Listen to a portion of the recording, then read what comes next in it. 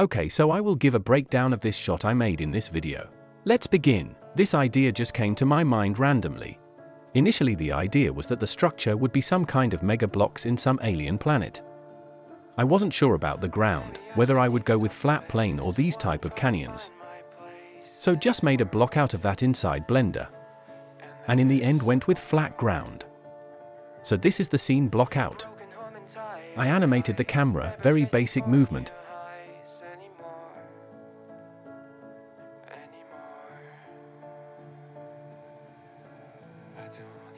And also animated the focal length where it zooms into focus on the aircraft.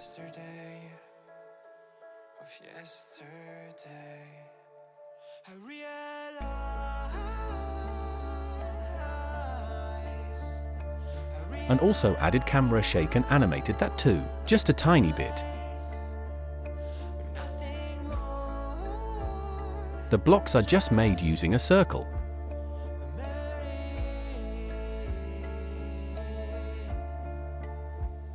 And this is from ANT Landscape add-on inside Blender. I didn't use it in the end, as you know. Okay, so at this point, I wasn't worried about the main structure. I was focused on creating the foreground. So I made the foreground inside Quixel Mixer. Let me show you. Okay, so this is the foreground I made here.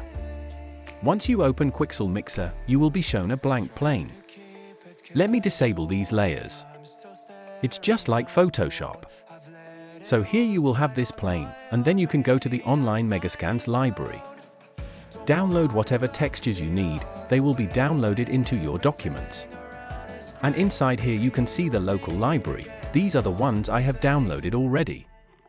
I just simply clicked on Icelandic lava sand material in my local library, and it will be loaded onto your plane here.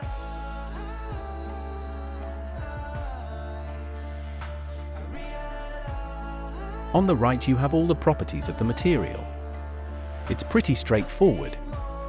I have experimented with these sliders and I have tiled it a few times. That's all.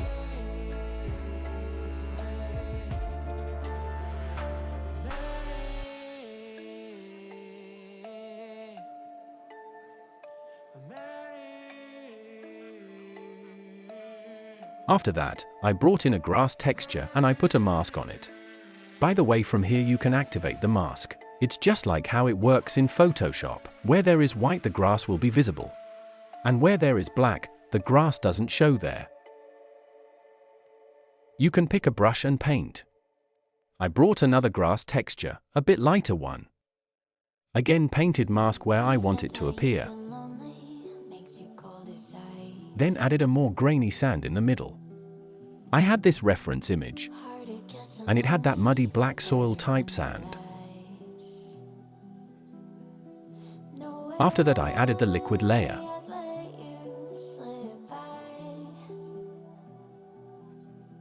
You can add it from top. And then you get these properties you can play around with.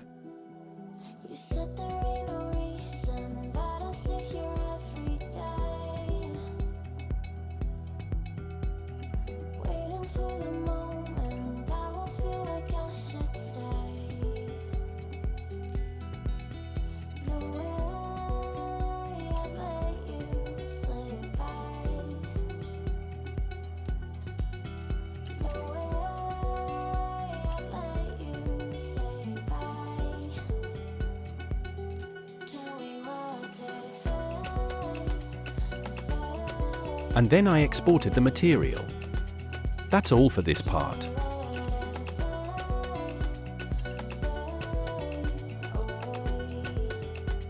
This is the main blend file. I removed those block-out canyons and added a plane. Subdividing it and adding sub-D modifier and using adaptive subdivision. Now I bring in the texture I made in Quixel Mixer. Just add it to this plane. Here's how it looks.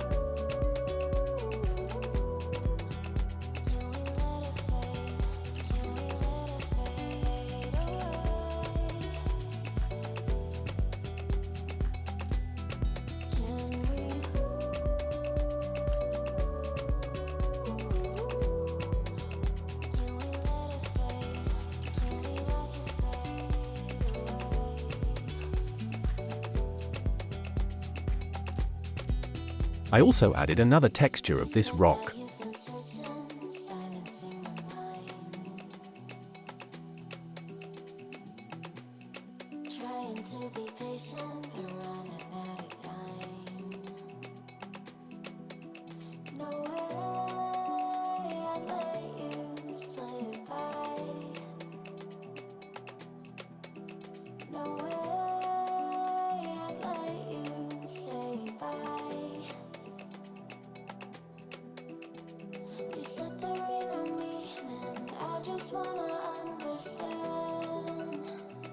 Mix the two textures with noise. Here I am using the roughness map as a mask to tell Blender that use the second texture only in these white areas. And then I am using Blender's default noise texture to mask it even further procedurally. And I mix the displacements of both using Mix Color node. Okay, let's talk about scattering. Obviously most of the scatters are done on this foreground plane. I used these plants and grass models. Most of them is actually grass, I believe.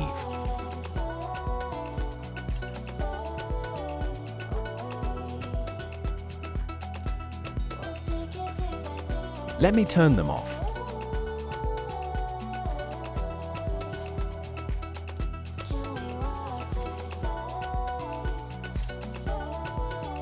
Let's start with this first grass. I am using proxies to keep the viewport smooth.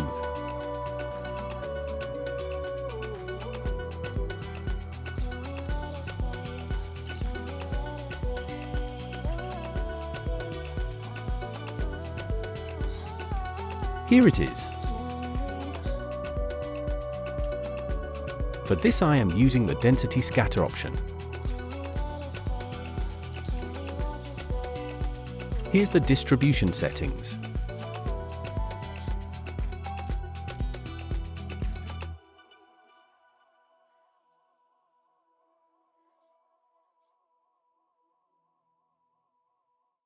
And I don't want the grass to grow in the water, so I am using the roughness mask from the Quixel texture as a culling mask. Here you can see, the grass is avoiding the water.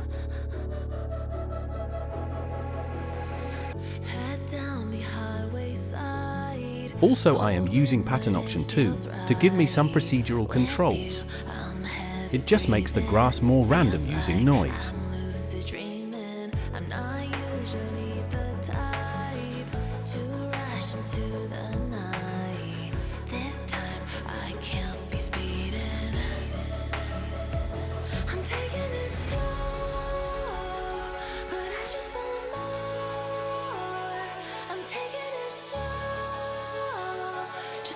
Moving on to the second grass.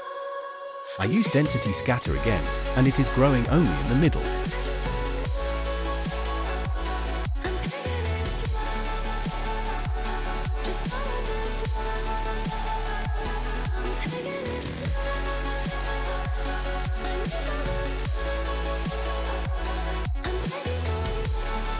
So for this, I am using a Bezier curve as a mask.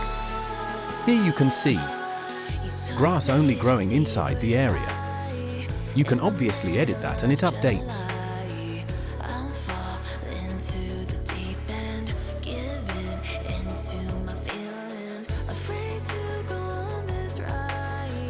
Again, I am using the pattern option to bring more randomness.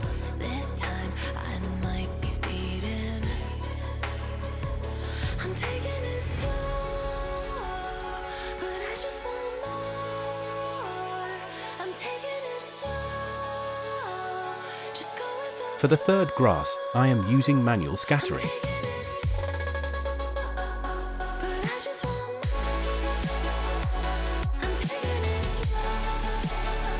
Not a lot in this. As usual, avoiding water and also using the pattern for more randomness.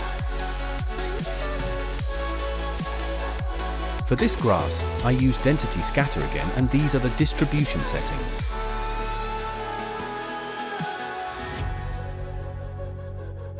And I use the roughness mask to avoid water. And also another Bezier curve to get more control where I want the grass to be.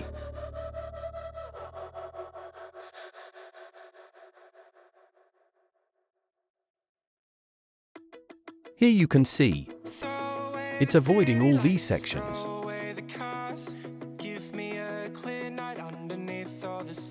It's all the same steps repeated after this. I just want somewhere that the blue skies are. So come with me to a place afar where the palm trees dance and sway. Now let's move to these background terrains. If we leave right now, we might make it in time. The sunset is fading, but the light's not gone. The ocean waves have just begun. The water is calling. I scattered some grass, but it's not that dense. I used density scatter.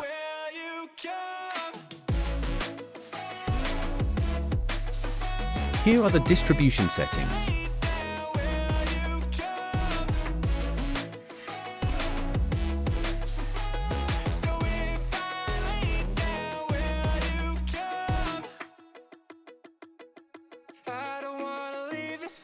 I don't wanna go. For some reason I felt like that I've always known. This is where we're meant to stay, where we should be. This place. Also for the mask here, I used a slope mask from Gaea.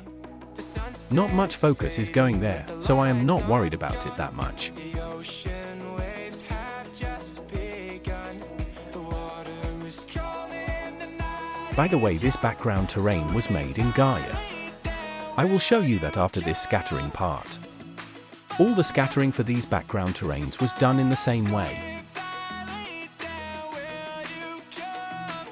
And these mountains are the same terrain, just as a placeholder. I used matte painting in the end for them. That's all for the scattering part.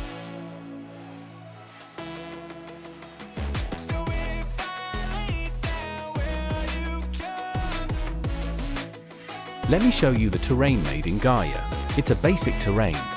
I started with a slump. Made it flat using curve and combined it with ridge with max blend.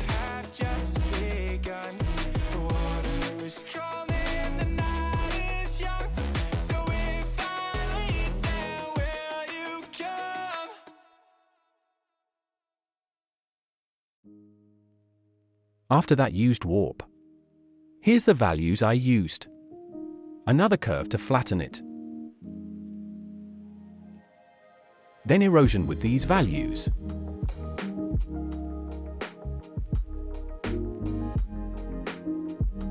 Another curve.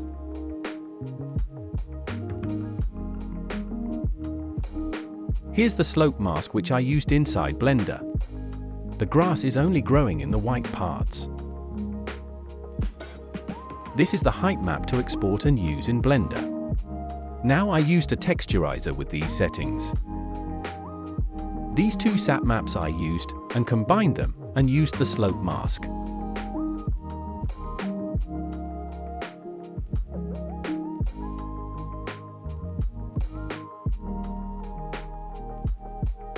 Then I used color erosion to blend everything, and desaturated the color just a tiny bit.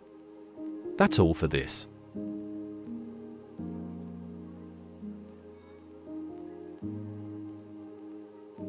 Now let's talk about the main structure. Obviously, as you can see, the initial idea was this block shape. But then I changed it to cylindrical shape because I thought it looks more alien-like. Just personal preference. I have subdivided them. And here you can see subdivision and displace modifiers.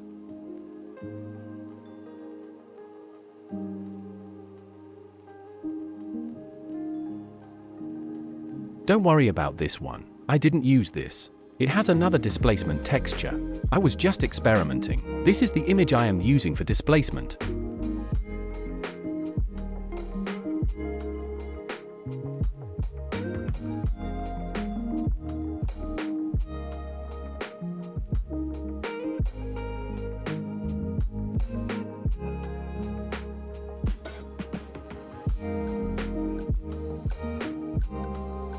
Now, for the ends here I used this type of shape.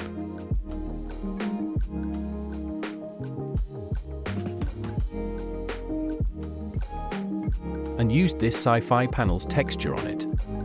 I am using displacement in this as well. Let's talk about the lighting now.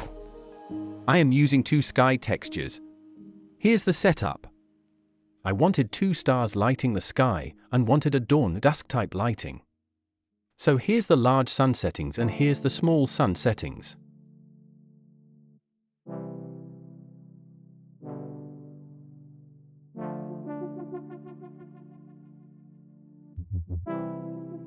I mixed them together.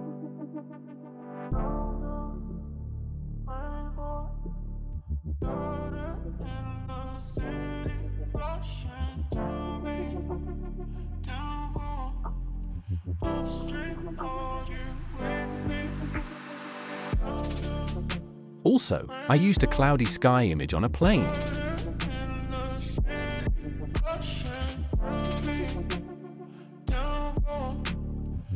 Then, I used color ramp in its alpha to get rid of the sky, and only keep the clouds from that image. Otherwise, if I don't use that, it completely hides away the two suns. I wanted to keep the clouds only from the image. The color ramp gets rid of all these bright parts.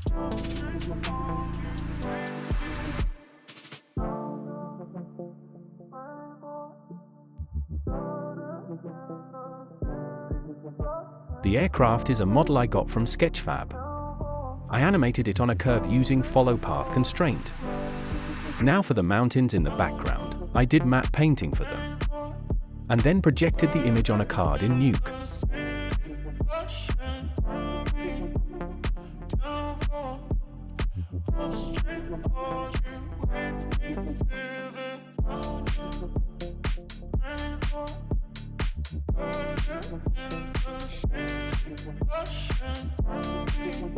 So what I did is, firstly I rendered the frame where most of the subjects are visible.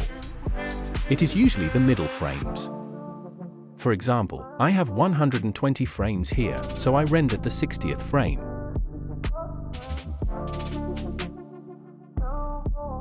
Took that in Photoshop, extended the canvas. This is called overscan in matte painting terms. As you can see, I have made a guide here. This is our main resolution, and everything outside of it is overscan.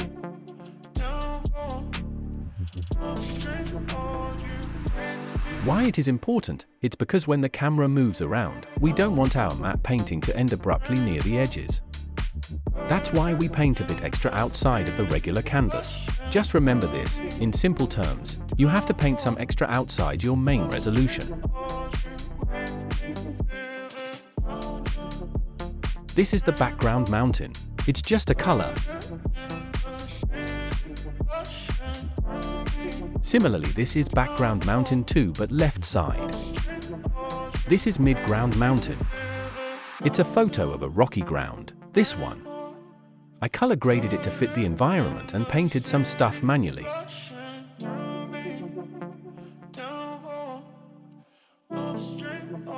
It's the same image for this, but made it darker and painted some mist together with it. Then I saved them as PNG separately to bring in Nuke and project it on card. Last step is to export the cameras. So you will need the camera from location of 60th frame, as it is the frame which we used in matte painting. Go to 60th frame, duplicate your main camera. As you can see, I have already done it here. Clear all the animations and also decrease the focal length so that it covers more area. This is for that overscan.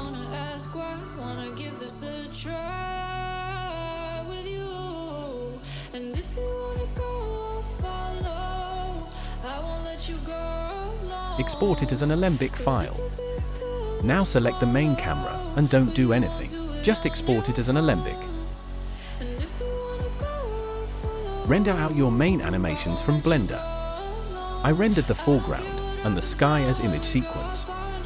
And bring them inside Nuke. Let me show you.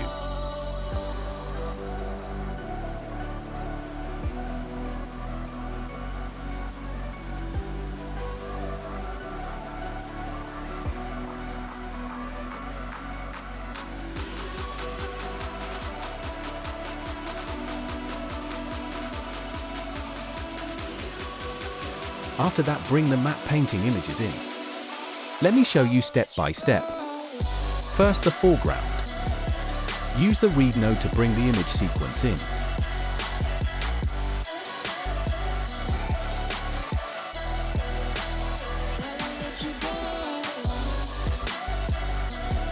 Then I used a pre-mult node. It multiplies the RGB channel by the alpha channel. I will link a video in the description, which explains what the pre-mult node does. Here, I pressed 1, which connects the selected node to viewer node. Viewer node lets us to view our image or video on the screen.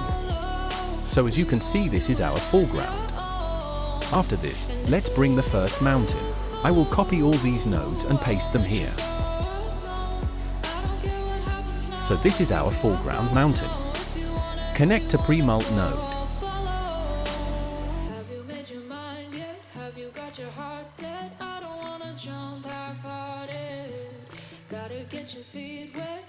Ignore this transform node for now. Here, I brought a project 3D node. This node allows us to project the image on the 3D geometry. So pre-mult goes into project 3D node, then it also has a camera option. Here our 60th frame camera plugs in.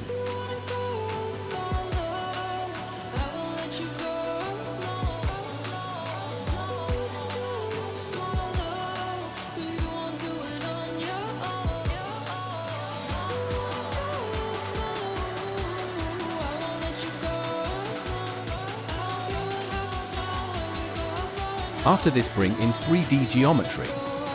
In this case, I will bring a card which is inbuilt in Nuke. It is equivalent to plane in Blender. Connect it to Project 3D. After that, bring in a scene node. This node allows us to connect all 3D geometries which we have in our scene. It acts like a hub. Connect the card to it. After that, we need a scanline render node. This node converts the 3D data into 2D and shows it in the main camera. Connect it to the scene node.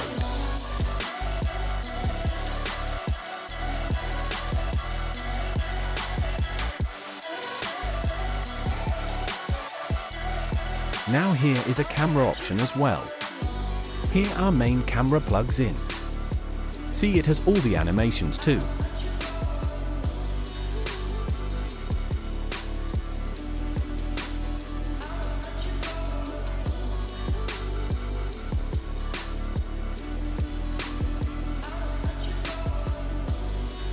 Now we need to merge them together. Oh, before that, the transform node here. I used it to give me more control of transforming the mountain. Basically, I used it to move the mountain slightly up. It only allows to move in 2D space, X or Y direction.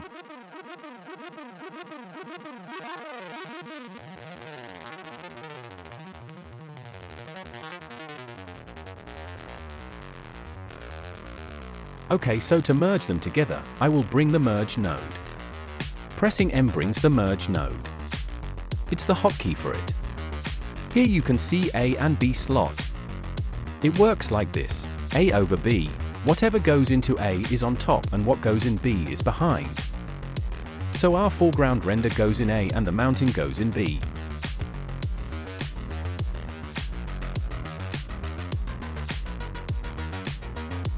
Just press 1 here to see selecting the merge node. And you can see our mountain is here sitting perfectly behind our foreground. Let's bring the others.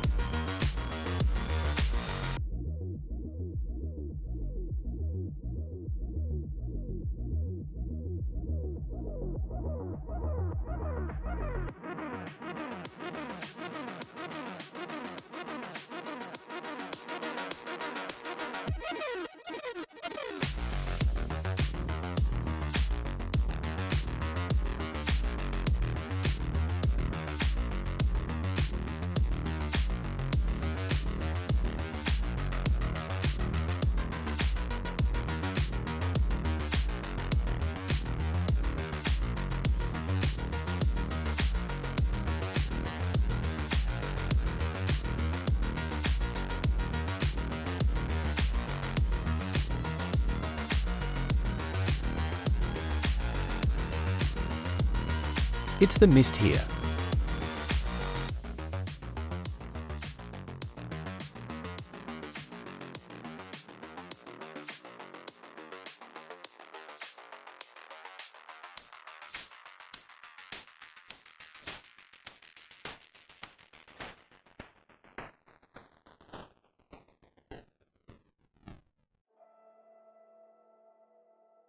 I have used a dissolve node to bring its opacity down.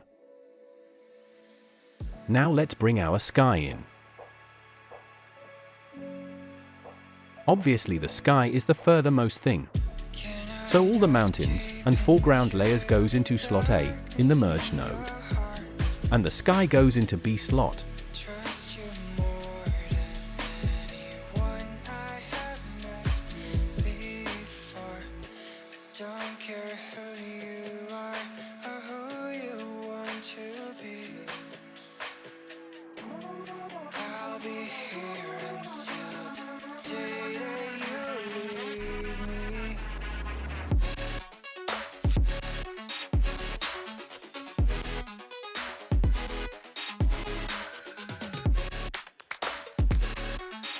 Let me bring the viewer node here.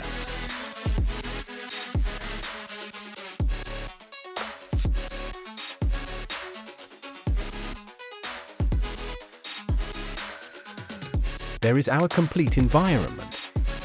Everything sits in perfectly.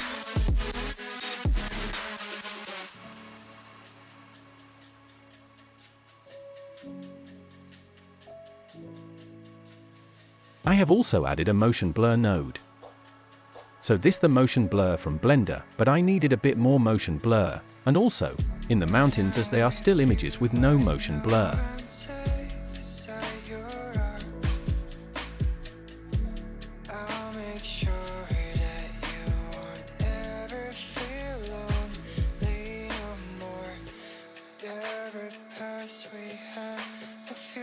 Once it gets rendered it looks great.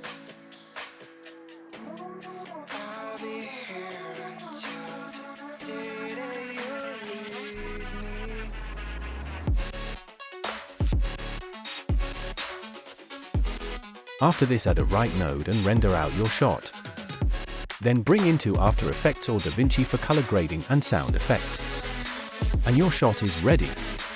Thank you. I hope you enjoyed this.